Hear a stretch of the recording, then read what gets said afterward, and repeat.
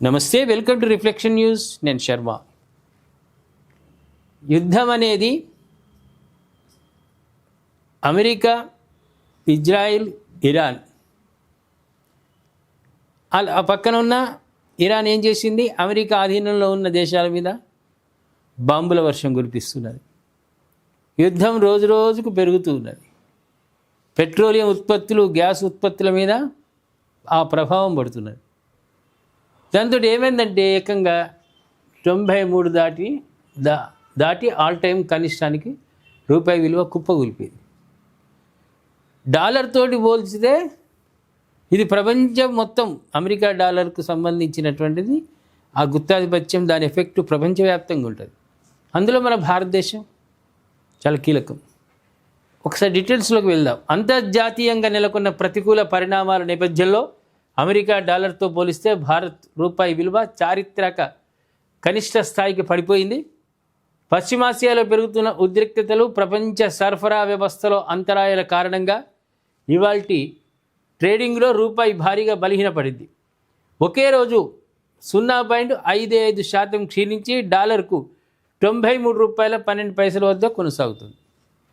బుధవారం నమోదైన $92.63 కనిష్ట స్థాయిని కూడా ఇది అధిగమించి పశ్చిమాసియాలో సంక్షోభం ప్రారంభమైనప్పటి నుంచి రూపాయి విలువ దాదాపు 2% క్షీణించడం గమనార్హం.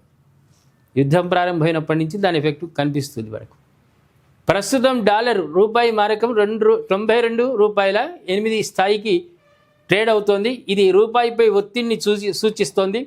మార్కెట్ నిపుణులు విశ్లేషిస్తున్నారు. పెరుగుతున్న ముడి చమురు ధరలు, అంతర్జాతీయంగా పెట్టుబడిదారులు సురక్షిత పెట్టుబడుల వైపు మొగ్గు చూపడం దీనికి ప్రధాన కారణాలని చెప్తున్నారు. రూపాయి విలువ ఎలా పతనం అవుతోంది? రూపాయి విలువ కుప్పకూలినప్పటికీ దేశీయ స్టాక్ మార్కెట్లు మాత్రం అనూహ్యంగా పుంజుకున్నాయి. సెన్సెక్స్ 900 పాయింట్లకు పైగా లాభపడగా నిఫ్టీ దాదాపు 300 పాయింట్లు పెరిగింది. అయితే విదేశీ సంస్థాగత ఇన్వెస్టర్లు నికర అమ్మకందారులుగా కొనసాగుతున్నారు. గురువారం ఒక్కరోజే వారు 7,558.19 కోట్ల విలువైనటువంటిది 7,558.19 లక్షలు అంటే కోట్లు రూపాయలు విలువైన ఈక్విటీలను విక్రయించినట్లు ఎక్స్చేంజ్ డేటా స్పష్టం చేసింది. మరోవైపు అంతర్జాతీయంగా ముడి చమురు ధరలు కాస్త తగ్గాయి. ఇరాన్ నుంచి సముద్ర మార్గంలో ఉన్న ముడి చమురుపై ఆంక్షలను సడలించే అవకాశం ఉందని అమెరికా సంకేతాలు ఇవ్వడంతో ధరలు దిగి వచ్చాయి. బ్రెంట్ క్రూడ్ బ్యారెల్ ధర $3.39 తగ్గి $104.96 చేరుకుంది. ఇక్కడ యుఎస్ WTI క్రూడ్ ఆయిల్ 3.22% తగ్గి $92.47 వద్ద ట్రేడ్ అయింది. అయితే పశ్చిమాసియా సంక్షోభం మొదలైనప్పటి నుంచి ఇప్పటి వరకు బ్రెంట్ క్రూడ్ ధర దాదాపు 40% పెరగడం గమనారు. ఏదైనా మంచిది కాదు. యుద్ధ ప్రభావం అనేది ఎక్కడి నుంచి అయితే మనకు అవసరాలు ఉన్నాయో ప్రపంచానికే, ఇరాన్ నుంచి ప్రపంచానికి పెట్రోలియం ఉత్పత్తులు, గ్యాస్ ఇవన్నీ కూడా వాళ్ళ ఆధీనంలో ఉన్నాయి. జలసంధి ద్వారా వస్తూ ఉన్నాయి. యుద్ధ ప్రభావం మూలంగా ఏం చేసింది? ఇరాన్ జలసంధిని మూసేసింది. దాని ఎఫెక్ట్ వలన ఎక్కడెక్కడ నిలిచిపోవడం వల్ల ఇప్పుడు ప్రపంచవ్యాప్తంగా అమెరికాను మనం డాలర్కు పోల్చుకుంటే 93 దాటి ఆల్ టైం రికార్డులో కుప్పగూలిపోయింది. ఏదైనా ఎవరికైనా కూడా యుద్ధం అనేది మంచిది కాదు. ఏదో ఒక దేశాన్ని మేము బ్రిటిష్ కాలం కాదు కదా, బ్రిటిష్ కాలం వాళ్ళు మన భారతదేశాన్ని ఇంకా ఇతర కొన్ని దేశాలను వాళ్ళ ఆధీనంలోకి తీసుకున్నారు. దొంగలాగా వచ్చి వాళ్ళ రాజ్యాన్ని, దేశాన్ని వాళ్ళ చేతిలోకి పెట్టుకున్నారు. రాజుల కాలంలో దండయాత్రలు చేసేవాళ్ళు, యుద్ధం చేసి చేజిక్కిస్తున్నవారు. ఇప్పుడు అట్లా కాదు కదా. ప్రజాస్వామ్య దేశాలు, ప్రజలు ఉన్నారు. వాళ్ళు మంచి చెడులు కూడా గ్రహించాలి కదా. మా వంతుకు మేము యుద్ధం చేస్తాం అని సిపాయితనం చూపిస్తే అక్కడ నష్టపోయేది ప్రజలు, భారం పడేది ప్రజలకు, నాయకులకు కాదు. ఇప్పుడు ట్రంప్కి ఒక్కడికే భారం పడదు, నెతన్యాహు ఒక్కడికే భారం పడదు, అందరి మీద, ప్రజల మీద భారం పడుతుంది. ఇప్పుడు ఒక వస్తువు ధర పెరిగింది అంటే దానికి ఎవరు? ప్రజలే కదా కట్టుకునేది. ఆల్ ట్యాక్స్ ఇంక్లూడింగ్ అంటారు. అంటే పెరుగుతుంది కదా, వస్తువు ధర పెరిగితే ట్యాక్సులు కడతారు, ఎక్కువ కడతారు ఇక. కాబట్టి యుద్ధాలు అనేవి ఈ రోజుల్లో సమంజసం కాదు. నీ దేశానికి నీకు ముప్పు వచ్చే పరిస్థితి ఉంటే అప్పుడు యుద్ధం చేయడం అనేది విశేషం. ఆ ధ్యాస లేక, ఆ జ్ఞానం లేక అమెరికా పోయి ట్రంప్ పోయి నెతన్యాహుని రెచ్చగొట్టిండు. నెతన్యాహు పోయి ఇరాన్ మీద యుద్ధం చేసింది. ఇప్పుడు పరిస్థితి ఏంది?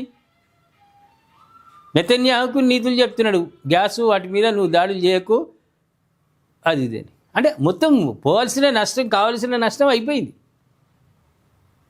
ఒక్కొక్క పెట్రోల్ బావులు, గ్యాస్ సరఫరా చేసేటువంటి బావులు గ్యాస్ ఇవాళ అందియాలంటే వీళ్ళు చేసిన ఘనకార్యానికి 5 సంవత్సరాలు పడుతుంది. 5 years. ఇటు పోవాలి, ఎక్కడికి పోవాలి? గ్యాస్ దొరకకుంటే పెద్ద మనుషులు అప్పుడు పూర్వకాలంలో కట్టెల పొయ్యిలు, ఇప్పుడున్న కొత్త కోడళ్లకు బిడ్డలకు కట్టెల పొయ్యి అంటేనే తెలియదు. ఎలక్ట్రిక్ కుక్కర్లు, కరెంటుకి సంబంధించినవి.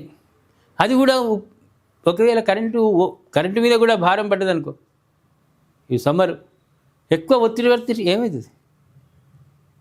కరెంటు కూడా అందుబాటులో ఉండకపోతే ఒకటి తర్వాత చైన్ సిస్టమ్ లాగా యుద్ధాల వల్ల సమస్యలు అనేది ఒకటి తర్వాత ఒకటి వస్తూనే ఉంటాయి. కాబట్టి ప్రేక్షకులారా, మనం శాంతియుతంగానే ఉంటాం, యుద్ధాన్ని కోరుకోం. ఎప్పుడు యుద్ధాన్ని కోరుకుంటాం? మన మంచితనాన్ని ఆసరాగా చేసుకొని మనల్ని పీడించే సమయంలో మనం అప్పుడు యుద్ధం చేస్తాం, అంతే కదా. రాముడు రావణ బ్రహ్మను ఉట్టిగానే చంపలే, సీతమ్మని అపహరించకపోయిందని రావణ బ్రహ్మను చంపాడు. మనమంతే, మన పక్కన బల్లెల్లాగా ఉన్నాయి పాకిస్తాన్, చైనా. వాళ్ళు కవ్వింపు చర్యలకు ఉగ్రవాదం పెంచి మన వైపు పంపించి ఏమన్నా చేస్తే మనం అప్పుడు వెనకకు చూసేది ఉండదు, ఇక ముందుకు నడుచుడే, మొత్తం మటాజ్ చేసేదాకా. శాంతి కాముకులం మనం. అయినా ఎవరికి మద్దతు ఇవ్వకున్నా యుద్ధ ప్రభావం అనేది మన భారతదేశం మీద కూడా పడ్డది, తట్టుకోవాలి మరి. ఎందుకంటే ఓం ఫామ్ చూప్ అనగానే వస్తాయా? ఏమైనా మంత్రాలు ఉన్నాయా కేంద్ర ప్రభుత్వం దగ్గర?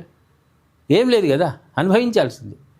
మార్కెట్లో మన అవసరాలకు ఏది షార్టేజ్ అవుతుందో దాన్ని మనం మినహాయింపుకు ప్రత్యామ్నాయంగా చూసుకోవాల్సిందే తప్ప వేరే మార్గమే లేదు, అంతే కదా ప్రేక్షకులారా? మీరు అంగీకరిస్తారు నాకు తెలుసు. యుద్ధం వల్ల రూపాయి మారక ద్రవ్యం డాలర్ కుప్పగొలింది కాబట్టి దీనిపై మీరు స్పందించండి, కామెంట్ రూపంలో స్పందించండి, సబ్స్క్రైబ్ చేసుకోండి, షేర్ చేయండి.